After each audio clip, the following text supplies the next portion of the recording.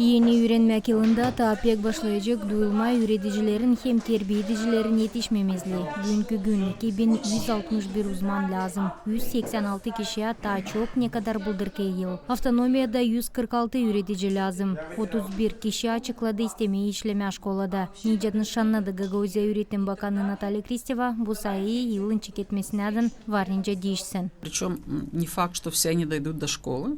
Bilinmer, hepsi onlar okullara yetişecekler. 31 danışmak yazıldı. Genç uzmanları bekleriz. Çoğu onlardan şimdiden yerlerinde bulunurlar. Başka danışmaklara cevap yok. Praktikaya göre 100% danışmaya 20-30% cevap kabul ederiz. Ta 4 yıl geri 50%'dan cevap kabul ederdik.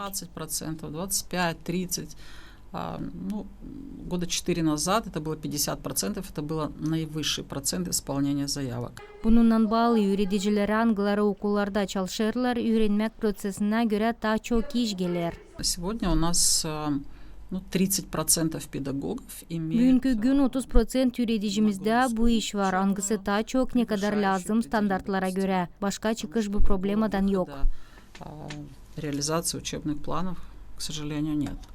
Uzmanların yetişmemezliği real bölümün bilimlerinde duyulur, paylaştı Natalya Kristeva. Наибольший дефицит – это педагоги, преподающие такие дисциплины, как математика. En büyük defisit matematika, fizika üreticilerle bağlı. Bundan kara historiyada hem başlangıç klaslarda üretici yetişmer. Zorladır durumu o da hani bu predmetlerde üreticilerin orta yaşı yeni yüksek. O pensiyaya yakın insanlar ya pensionerlar. Ama onlar hep o kadar çalışırlar. Zira anlarlar hani yok kim değiştirsin onları.